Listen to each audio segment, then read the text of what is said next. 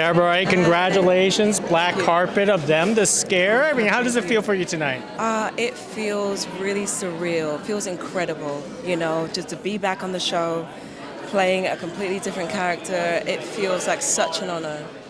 So how did Marvin convince you to come back? I mean, you went through so much in season 1.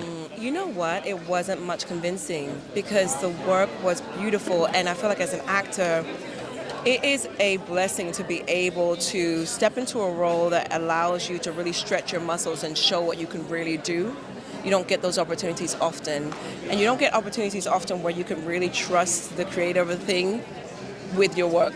So for me, there wasn't much convincing. It was like, sign me up. He was like, come to Atlanta, get to work. And I said, bet, I'm there. Speaking of stretching your muscle, tell us about Under the Sink scene.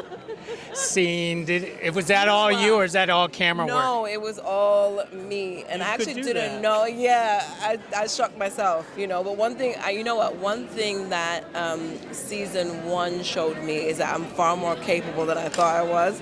So I'm just like, okay, that's in the script, great. So I got to set, and I figured there was a possibility they might be like a stunt double. Looked around, there wasn't, and then I saw the sink, and it was a real under the sink size sink. They're like, yeah, so you're gonna be getting under here, and I'm like, oh, okay. So I literally went to the thing, I stretched, I practiced, I'm like, okay, I'm gonna go butt first, I'm gonna do this, and it worked. I'm like, this could either be really terrible or really great, and it turned out really great. One last thing. Yeah. Now you've done 2 seasons of them. Yeah. How do you turn everything off and go to sleep at night? Ooh. Prayer, my mother, magnesium, and doing things intentionally to connect back to me. My characters are often, they have bits and pieces of me, but they're often very far from me. I find that to be the fun of acting.